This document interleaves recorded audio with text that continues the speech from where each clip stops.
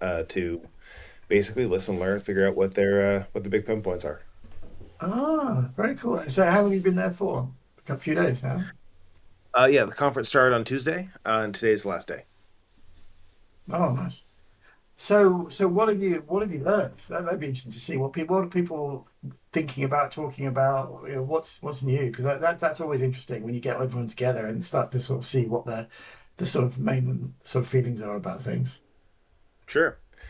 I sort of found a real split. So like I'm talking to a number of people who are all about agents, and their big concerns have to do with security and with PII, especially when you're working with these large companies. Not even PII, just confidential information they're trying to not get out the door. Sort of under the covers, a big technology is semantic routing, right? Being able to figure out and also a multi-layer routing, like being able to send a request like a local LLM strips out the PII, whatever, before it sends it off to the foundation model, right, for better decision making, trying to Right. get the best Right. of Right. the both. This leads to a broader issue of governance and verifiability, where a lot of these people are sort of trying to figure out how do we know this thing is not going to blow up on us, and and then the discomforting answer is it might.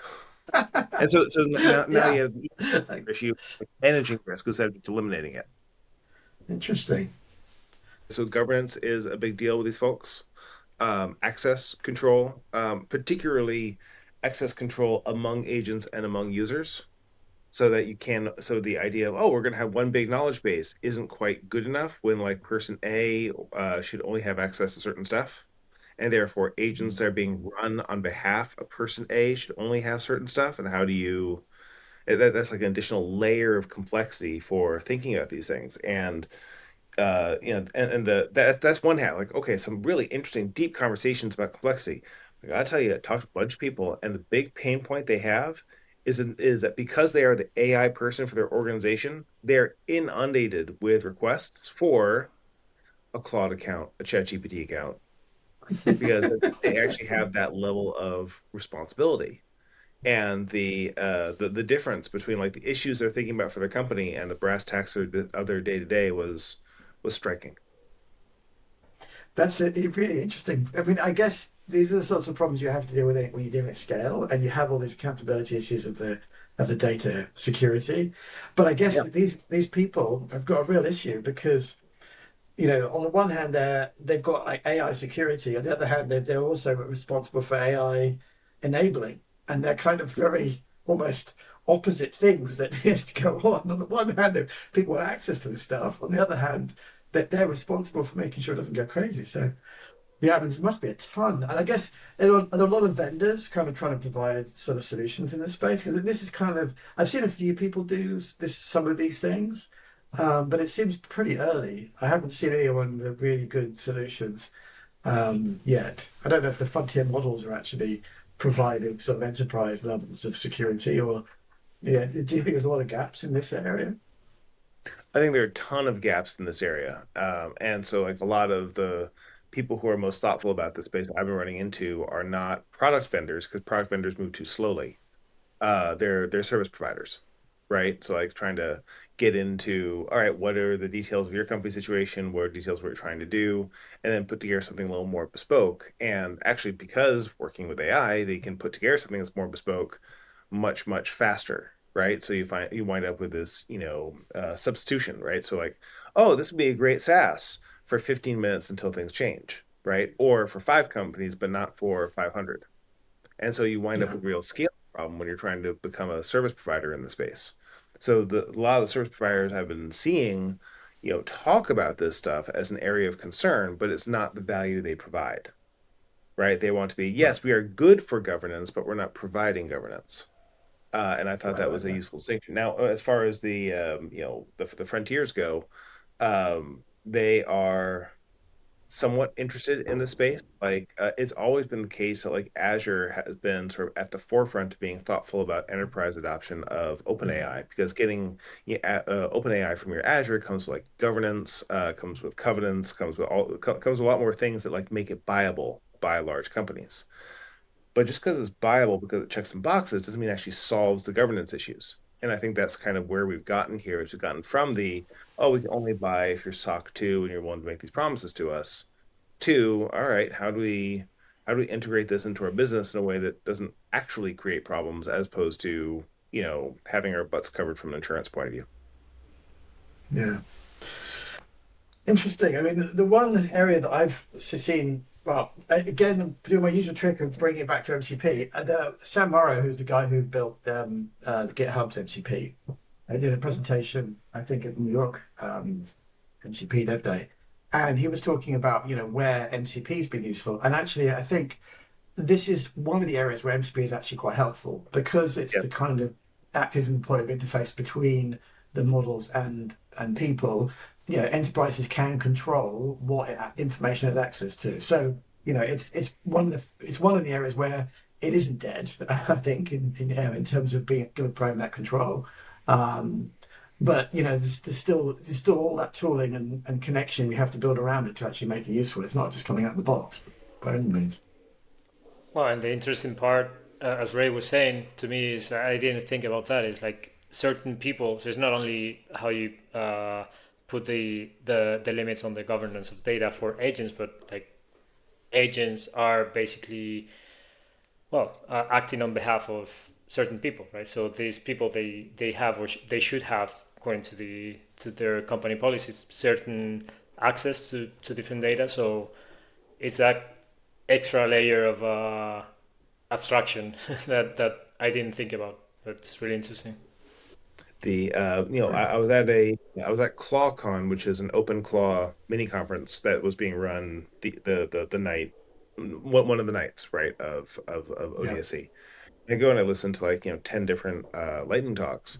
But the one that really got me was one talking about the Nanda project, which is basically trying to build a registry of agents to support decentralized agents.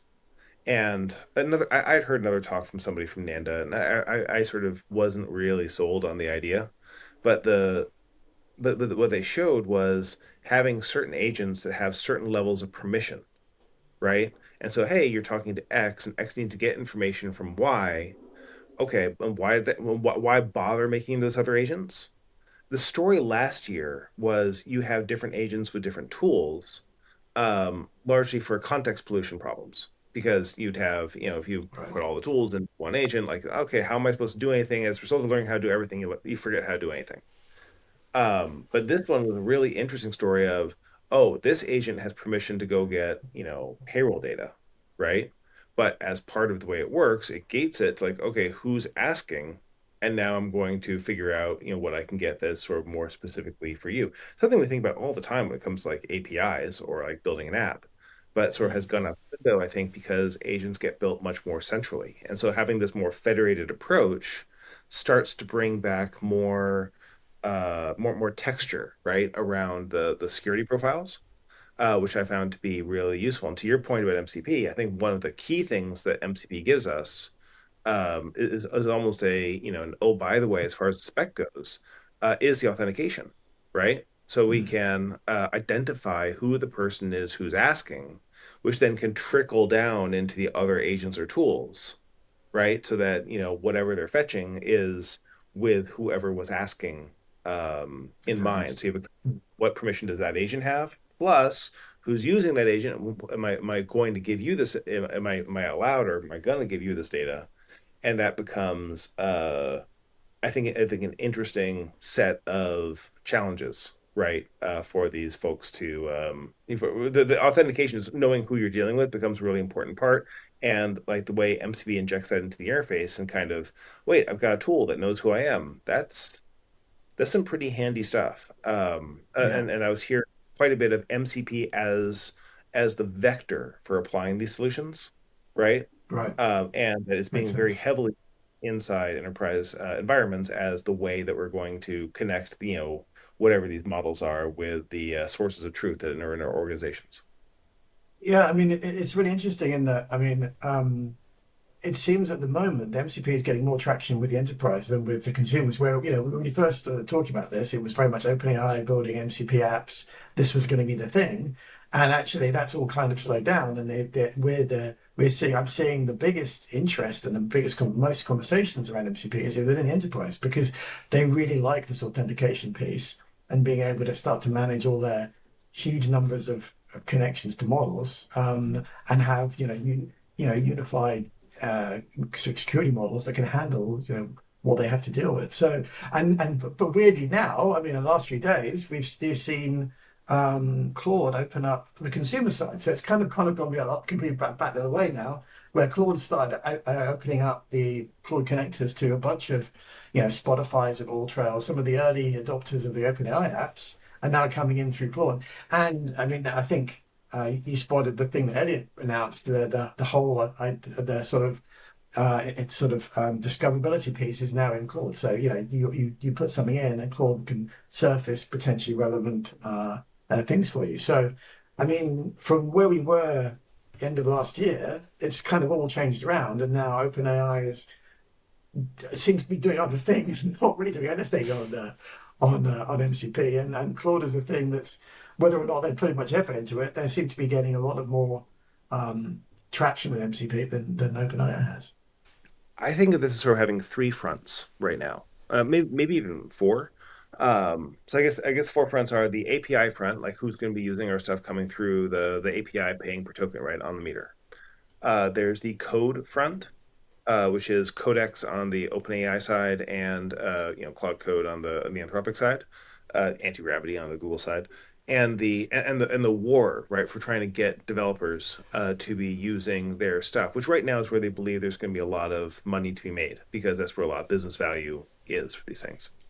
There's the sort of more consumerish facing ones, and that is actually where I heard a lot of people asking for access. And the story that I heard was we're seeing a lot of, shadow AI used by people who Mm. because they're so frustrated with what they're allowed to use at work, they just go home and they use the AI they have at home, right? They will Oh they God, they're yeah. home whatever, crippled version of Google at work, but they then go home and they use, Claude Code. And then and the amazing part of that story is they get celebrated for it.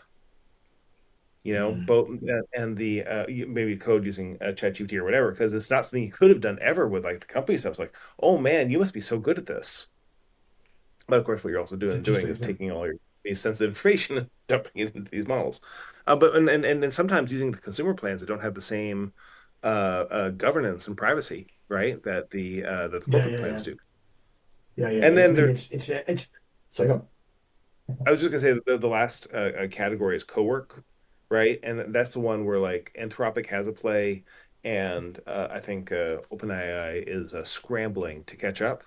They're telling a story now about, oh, you can also do that with Codex, and you could also kind of always do that with Cloud Code, but there's a real play here for like giving more power to business users and sort of figuring out how to move that curve of ease of use versus power, moving that trade-off curve up. That yeah, is that's very different. Anyway, that's sort of the way I think about these guys competing. And so to your point of like, the MCP, I think Claude is right now is got resources and they're going after more of the, straight Claude AI folks. But I think they're doing consumer stuff to win more business on the theory that and like this is like what LexisNexis did like 30 years ago, giving it to all kids in law school. They want you to be using it on your own and for it to be the place where you have fun, because then if it's also a place where you do work, then work's going to pay the pretty penny for it. yeah. And I think anecdotally, it seems to be really successful. I mean, the sort of conversations I'm hearing is that people are going, "Oh, I'm tired of OpenAI. It's not really working for me. Claude XY does XYZ. Claude's really cool. I'll be able to do XYZ on Claude." And I think, it feels like the sort of mind shift. I mean, there's always this joke about, oh, look, another model's dropped. It all changes, which is the best provider now. But certainly the sort of mind share has been very much about Claude for the last few weeks, or months even. OpenAI really hasn't done anything that's really moved the needle in terms of at least the conversations I've had, which is really interesting. And I think that their product is still seems to be pretty solid. It's done some. So anyway, yeah, I mean it's really interesting to see, how where the sort of models are hitting or impacting businesses. I mean, I think the challenge a lot of these enterprises have is that they kind of have to adopt these models to be able to compete, and yet they're struggling to be able to adopt them in a way that's really sort of safe and sustainable, right? So it's a very difficult operation, and I think it's one of those things they have to really kind of go it all in. Otherwise, I think a lot of them are kind of doing it at the edges, and as you say, there's a lot of this shadow AI work that's going on. But unless you really embrace the whole thing, it's just going to be, it's not going to have much of an impact, and you're going to be kind of, it's going to be a lunch taken from you from somebody who's really got this thing completely interwoven in their business in the right way. That sounds very right to me. The interesting Well, part about the about Cloud Cowork, because to me that's yeah, today is the most valuable. Well, the place I go to every single day is Cloud Cowork. Then I might do something on Cloud Code, or well, I don't use the chat anymore, but Cloud Cowork takes care of like maybe 90% of all my work. So I remember I used to do that in ChatGPT. So they already had like the right foundation to do this co-work piece, because they were able to, like see my Notion and write up something on Notion, um, uh, edit something in my notes in the Mac computer. So they already had the right foundation through all these MCP tools, and somehow, maybe to the point that we also discussed in a previous video, it's all about the well, the how you frame it, right? Like the model is really powerful, but then how you frame the tool, it really makes a difference. And I think they kind of abandoned that play for some reason, or maybe they are like too spread out and they didn't really focus on that Cloud Cowork angle. But then came Cloud Cowork, and it did well. I guess conceptually the same task, but they presented it much better. And then, of course, the model were also better. But and then everyone just switched, like say, okay, yeah, Cloud Core is the new cool thing, and it well, is. it's just a harness, though, right? I mean, that's the thing. And models sort of functionally are similar, but it's the harnesses you give them that really unlock the power, and that they've made a really nice set of harnesses with co-work to make a lot of the tasks easier for people and package it in a way that, because I mean, you could always have done most of the stuff that co-work does with Claude Code, but it just made it in a way that people could understand. It wasn't, the conversation wasn't about code; it was about work, and Mm. having Excel plugins and PowerPoint plugins rather than VS Code plugins. So they just changed the conversation, and it suddenly made people realize what was possible with the same technology. So anyway, I mean, it's it's all these. There's so many things going on. It's kind of well, it's always interesting to see what's happening. But what I wanted to try and talk today was about some of the things we've been working on. Which there's this idea of the line of bringing uh, the product into the conversation rather than the other way around. So one of the things that's been bothering me a lot, and I've been trying to figure out ways to really show that off. And so one of the things I've been doing is say, okay, let's apply this to the product that I know well, which is Bravo, which is obviously the tool to help build mobile applications. And when I was thinking about this, what struck me is a few things. In that, I mean, well, one of the fundamental problems, this idea of when you're putting AI into your product, you end up putting it into one part of the product. Like, this is the bit that does, the build, or I mean, for a mobile application, or this is the part that helps you handle your user interface and deals with it. It's difficult to put it throughout your entire product, retrospectively. I mean, if you're building something from scratch now, that it's much easier to put things in because, and my theory is to maximize this, you want to be able to have the LLM as kind of the glue, and then you basically put the functionality pieces into that so that it can be used.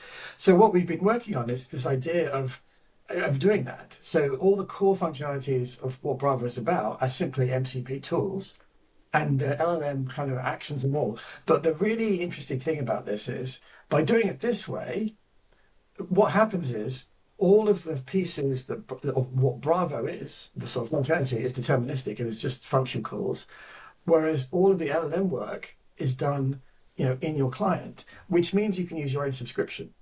which gives a huge advantage over, I mean, I think the latest figures I looked at is you're getting 5 to 8 times number of token costs by doing by using subscription, and so you effectively feed the the different steps um, to the tools, and then the tool then comes back with the next step is the next task the LM has to do.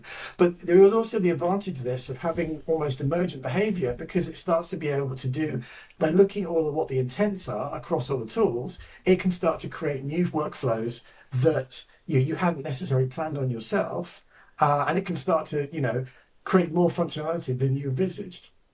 Plus, the other massive advantage is that as the models get better, you can just run it on a different model without having to change anything in the code, because the tools are in the whatever model you want to have.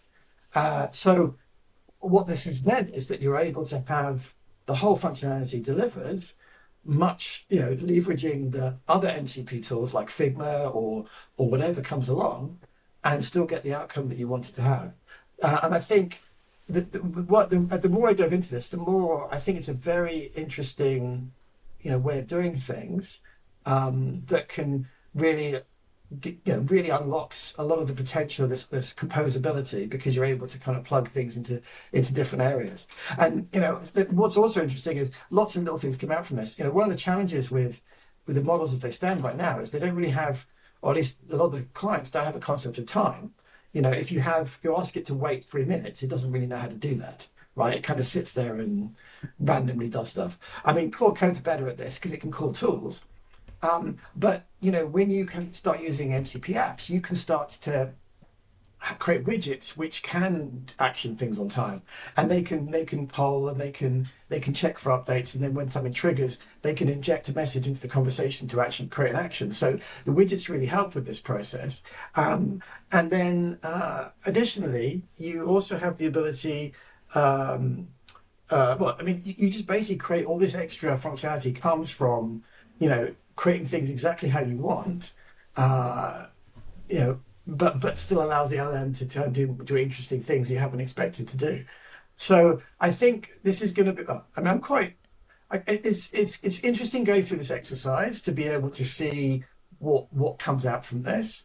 Mhm. And I think this is going to be something that could be really useful for a bunch of use cases. Sure. So can I ask, like, especially given the interview we did a couple weeks ago, right? We were talking a bit about, the CLI approach versus the MCP approach, or like how people who are trying to create tools are using this stuff and how agents want to use it.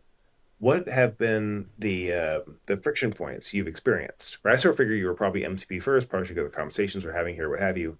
But like, Yeah. what frictions or sort of what accelerations have you observed so far in terms of your use of MCP, as compared with like, other dev tools you're composing in around it, like the Figma, which So is with the CLI. I think the real advantage of this approach. Well, I mean, I'm not saying it's the thing that part of the reason for going down this road, rather than sort of CLI and API road, was to really trying to simplify things.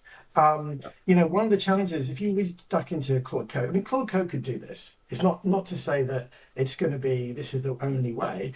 Absolutely, all we're doing ultimately, it's still the same model behind the scenes, just how it fits together. We're effectively creating like a Bravo harness. Um, the problem that we saw, the reason why what was interesting for the MCP approach was the um, you didn't have to install anything. You didn't have to run it on your desktop. This could be run from your mobile with MCP, and you still get the same functionality because all the pieces are in the cloud that need to happen. Whereas, anything with CLI is you've got to install this, npm this, do this. It's a series of steps that have to happen and be executed. And it limits you where this action can have place. Now, obviously, you can set up dispatch on your computer and you can do it remotely. But the beauty of this is, I think what I was really trying to get to was to, well, again, from where we were coming from, was for the people that didn't want to get involved in these nuts and bolts things, who just wanted to work at a sort of the functionality level, Mhm. that's where moving away from the CLI is actually helpful.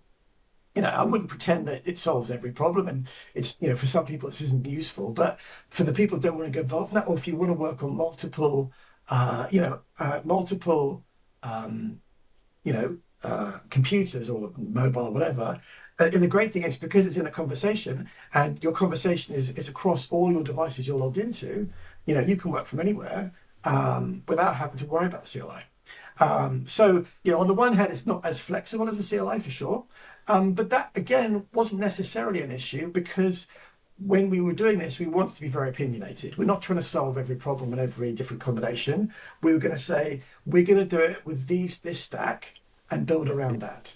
And so it meant that the MCP approach worked and it gave us that flexibility of, working on any place. So it's always all these things like pros and cons, right? But for the use case we're trying to do in the sort of our ICP of sort of this sort of user who doesn't want to get too technical, the MCP approach kind of unlocked a bunch of stuff. That's so cool. Are you making use of the widget aspect of MCP apps, or is it mainly Super agent? heavily. I mean, and actually, there's lots of interesting things that come out from this. So the challenge. We're actually using Convex as a backend, and Convex is really nice because it has this almost built-in real-time updates through Yeah, sure. WebSockets, and so that really helps to make the widgets interactive. So, like in the deploying step, just making that interactive can see what's going on as it deploys without having to keep polling or anything. So there's some really nice parts of widgets. There's a whole ton of pain that comes with widgets around like when you start really doing this, you see all the things like the way that Claude works. Claude is quite flexible in terms of how it processes data coming back into the widget. OpenAI is very restrictive in what it does, and so lots of stuff don't work until you get all the CSP, the content security policies set up. That's super annoying, and even then, you need to handle the output to both of the different types. The other thing that's really interesting is that, again, something I didn't realize. In Claude, you can out of the box you can have multiple tools all talking to the session at the same time. In OpenAI, if I say I want to have the Figma MCP and my MCP available, it will turn off one of them. As soon as you use one tool, it turns all the other ones off if you're in developer mode. So I guess there's a security thing there. So I think this is easier when you're published, but it's super annoying to not be able to test that when you're in developer mode. You won't be able to test multiple MCPs within the same session. But yeah, there's lots of interesting things come from doing this. But the widgets are super powerful. I think that's something that's super underutilized. Being able to kind of provide feedback and visual representations and give people a bit of extra a sort of vision of what's going on. But also, I think the other part that's interesting around the widgets is that you can leverage, leveraging the conversation, injecting in conversations, injecting in sort of commands or prompts as part of the conversation based on actions that's happened remotely is a really useful tool as well. Very So, cool.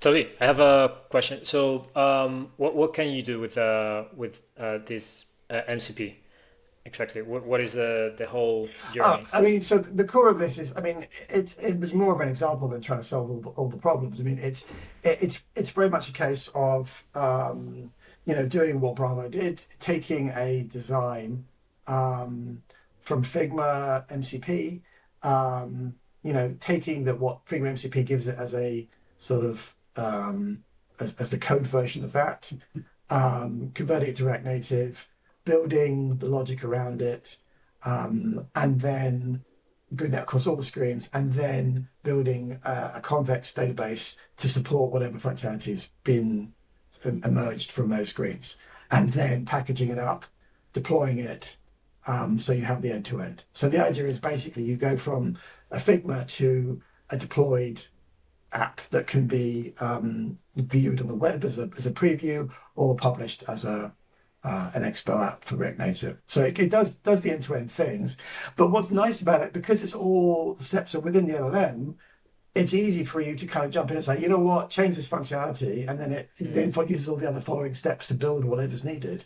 So it's kind of like, I mean, it's exactly what Claude Code would do, but because it's opinionated about how it uses these steps, it's a bit less likely to go off weird rabbit holes that get you stuck. Like if you go out of the box, the last time I tried this, if you go out of the box and say Claude Code build me an app, it kind of ends up with a mixture in React Native. It ends up with a mixture of like SDK, 55 and 54, and 54 uses Expo Go and 55 doesn't. So it then says, hey, now you can use Expo Go and it won't work because it's got an Expo 55. So, Claude Code is not very consistent sometimes in terms of all when you start building complex things, it picks different things without really being clear about dependencies. Now, you could resolve this with a skill or say, hey, this is the skill to be very opinionated. But again, that kind of moves away from the core of what we're trying to do, which is to try and make this easy for people to use. Adding a simple app. I mean, ultimately, when it's in the App Store, it would just be a click and it's there to be able to use it. Than it would be to install a bunch of things, have it then set up on your computer, have to go through build processes. If you've got old versions of things, trying to handle those things. So it's really trying to take a core opinionated flow and give that to people, but still benefit from the leveraging of having LLM throughout the whole conversation. Yeah, and so I think that's very, very interesting and really valuable, because one of the things that maybe I put myself in the category of I don't want to deal with the nuts and bolts of as you said, like I want to enter in the scene whenever there's something to sign off, but apart from that, I don't want to deal with everything, right? So um, I will be that person who will benefit from having a more opinionated flow and having the LLM as the orchestrator, so it can guide me end to end. So I do know what I have. I have maybe Figma designs or some sort of sketches or whatever it is, the source of truth. But I do have that. I do have an idea on what I want and how the end state looks like. And what I find is, like, using Claude Code or actually any other LLM just out of the box, it really it becomes hard for me to get it right, at least in the first, second, third time, or the first couple of attempts. So I really need Have to you either use kills very, very consistently, or do a very cohesive plan that I can then store and then execute step by step, etc. But things like what you said about the um, I don't know, using different libraries, or using different versions of Expo, and or then going off route when, for example, I try to, like, preview something or push something to test flight, for example, and the first like day one, it would do it one way, and I would be just previewing things on test flight, and then the second day it would do a completely different thing, and I would be confused. So it ends up in a lot of friction and back and forth and things like this. So I hear what you're saying is, like, okay, we are using still the LLM as an orchestrator, so it can pull everything together. It can help you navigate this whole process end to end, which I think is very, very valuable, so I don't get lost. And then you're saying we'll give you the Bravo MCP gives you a set of tools that will help you do this job better, right? Now, one question I have is, how do you avoid, or how do you help the model to not steer off from this path? So, I mean, what happens is the way that it works is that every step, like the steps are, it gets design spec. So basically, it looks at all the images of your app, it creates a design spec, it then goes through each screen, creating the sort of designing code for each screen, and then builds a backend all in one go. And each of those steps, when it completes one, it again gets given the prompt to do the next one. So it's basically a guided path. I mean, it's very much like what a skill would do, like a recipe for how you generate the stuff. I mean, it's not doing anything super clever in that respect, but it's just very opinionated about how it does it. And it has these guardrails. And also at each step, when it's sending code in, it's doing a bunch of checks to make sure things are consistent and it's not doing weird stuff, which always happens. I mean, it's very hard to get a one-shot app working without any errors. You'd have to go back over and rebuild parts of. And I think the thing that's interesting for me is not necessarily the Bravo work, it's the sort of ideas that come from this. It's like, this is an interesting approach. And I think, it's one of the things that when we were pushing in Encore is, looking at helping other companies take their product and do where it makes sense, do similar things. This idea of inverting your product into the conversation, how you do it, how you leverage some of these tools, I think is really interesting because I think everybody is just trying to tack it on the edge, and it's only you get way more benefit by doing this. And interestingly, touching the conversation at the beginning, you also get a lot of control as well because all the operations are through the MCP. So, everything that you do could have, you can say you're authorized to do this step, or you're not able to change this because, you don't have permissions. So not only does it allow you to leverage the power of the MCP, you're able to control what's going in and out from the model because it's not, everything's going through the MCP flow. So, there's lots of really big advantages to working this way. We're in the right situation. Yep. I think for another interesting thing of using MCP here is um, uh, going back to the UI layer. You're able throughout the whole process. Again, we have the LLM orchestrating everything, helping you build, in this case, the app. So that power comes through the MCP, and then with the extra layer of the UI on top of that, it allows you to visualize, as you were saying, like you're able to visualize everything as you go, right? Like maybe you're able to visualize, in this case, the screens that you're going to build or how your front end is going to look. And then the LLM could come up with very clever ways of showing that to you in a way that's more understandable, digestible, or maybe even like generating on the fly a prototype of the app. I don't know. Like there are many interesting things that can come up out of this, powering this through an MCP, an MCP UI, and then even I'm thinking data visualization. Like if I'm building my app with this MCP tool, this MCP Bravo MCP tool, I'm able to say, hey, okay, how does my data schema look like, or it can help me understand my backend better, or Actually, one of the ideas we had for this that I mean, again, this is definitely an iteration too, but one of the fun things would be to basically go to the end, build it all, generate it from the design, because it's going to get it wrong for sure. It won't be exactly what people want, but would be to then take that schema that's been generated in Logic and then add it as a page to the Figma design and say, this is what we've got.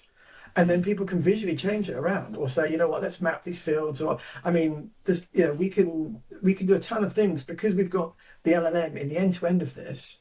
They can take pieces out from one, use the tools, the Figma MCP tool to then make updates to that, So, you can, all this stuff becomes possible without us really doing a lot of work because we're using the LLM as that glue, and as soon as someone comes out with new cool tools, we could throw out, say, hey, in the middle of the conversation, you say, look, could you get me to a scalar draw to just draw a quick diagram of what yeah, I've got so far, right? In the middle of your conversation, without having to ask for anything, it's just there. All the information's available for you to do that.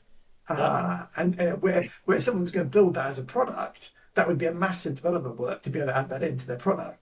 And so I think that it's a really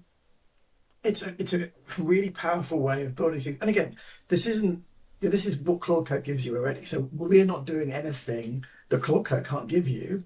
We're simplifying for a group of people, but working in this way, makes it a bit more structured in some ways, and it really focuses on what's important in each of these steps, and actually giving some guardrails helps the model to maintain its thing. But I think certainly from a product perspective, it's there's a lot of benefits that I think we haven't even scratched the surface of yet. definitely. So, Toby, can I ask the when people start going into either API, either turning their product into an API or turning it into an MCP, a lot of the stuff that you thought was really important about your business, you're sort of starting to remove, right? And there's a fear that you're losing the thing that makes it special. but I think there's also just a self-knowledge part to this. What have you learned about Bravo? What have you learned that's really special about it that is sort of being revealed as you sort of, cut away a lot of the other, like you say, code around it and get to its essence as you would be expressing it to an agent? Well, I mean, what I've learned is that what we had has been what the core of what we had before has been made effectively redundant, right? I mean, I think the core of this kind of what Bravo was doing for the most part was helping people go from Figma to essentially a front end, right? It was basically making that front end work. And, you can do that now in Claude Code in about 5 seconds. It's very easy for Claude Code to generate that sort of first piece. A lot of the gaps that Bravo had was in the back end and building that piece and trying to figure out the logic for that, which needed AI to help do that. Um, I think what it really shone a light on in terms of what I learned was that, what we had was not really helping people anymore. That was for the most part. But I think there was some ideas in Bravo that were interesting. This idea of being able to try things out very quickly. I mean, one of the challenges with using even Claude Code is you ask it to build something and it can take some time to get to a point where you can build it. It takes a while to be able to see things, how it's really going to look. It's not always when you're going from a design, because I think, again, we're looking predominantly as from people who are starting from with existing designs. And then making changes, it's hard to see them quickly. So I think there were some things about Bravo that were really good. There were things that we wanted to try and replicate. But yeah, I mean, I think more than anything, it showed me that, and I think people are wanting different things now. They want to be able to have conversations with their, to be able to trust ideas out. They don't want to have to, if you're a product manager, you don't necessarily want to have to, get your designer to make every change. You want to be able to do some things yourself. And AI has been a great enabler and sort of the democratizer of this sort of functionality to let everybody get involved and do things. And I think, that was another thing that was coming through in some of the conversations we had. But also, I think there's also this idea of people didn't want to be limited. I think the challenge with something like Bravo was that we were really good if you just want to do the things we've enabled in functionality. As soon as you did something like, okay, I want to use this new AR feature, it's like, okay, well, we're going to spend 3 months building that to use it. Whereas, something like Claude Code, or based around the LLMs, it's just drop in the SDK, it'll figure it out and it does it, right? It makes it much, much easier. So I think that flexibility was another sort of core piece. I think it's shown me that I think the take home really was, there were some core things that people really liked about Bravo that we tried to sort of think about as we built this new version of it.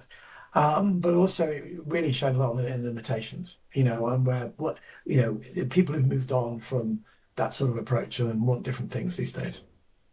I think one of the main, as a long-time Bravo user as well, I think one of the values that I got from Bravo at the same time. So you're saying that the one of the limitations was or is that you are, yeah, you're bound by whatever Bravo can offer you, right? So can allow you to do. So I also saw that as a benefit in some cases, especially at the beginning, because I was able to move quite confidently within those boundaries that Bravo gave me. So I think that might be valuable or detrimental to different people, and but now I'm thinking that the way you're describing the Bravo MCP seems to be that some of that kind of guardrails are still there, right? So you're To a so degree. So I mean, sorry, go on. I was gonna say that maybe that raises another interesting question, which is, yeah, how much of those guardrails are of value in this new Bravo MCP world are I mean, valuable I or think not? I'm going to be careful. This I wasn't trying to spend the whole time talking about Bravo. I mean, the part of this was really to show this approach rather than do it Bravo. But I think, and there's still things we haven't really got sorted yet. I mean, how do you add in new functionality? I mean, in the way that we've built it to it can't do everything right now. Adding particular functionality through SDKs, it doesn't come out of the box. It's not something obvious. I mean, I think one of the key things actually that we learned from Bravo people want to have is at some point they don't want to touch this stuff anymore. They want to eject it out and do their own thing. So, from the beginning, this new version, where everything is built is pushed into a GitHub repo that can be taken anywhere. It seems to be like the common language for any sorts of projects like this. So, I think so there's always the ability to do stuff your own, but the more that we're looking at ways to be able to add in, again, in an opinionated way, the tooling that fits and makes sense for this. And I think that's one of the balances. We want to create guardrails and have a path that makes sense with the technology that's available. But we're not trying to solve every problem. And I think, if you want to solve every problem, then you can just drop down to Claude Code and you're good to go. We're really much a case of trying to give people, a sort of a wide selection of sort of curated choices rather than let them do anything that they want. You think we'll be able to get to see it in action? We'd love to see a demo in one of our upcoming sessions.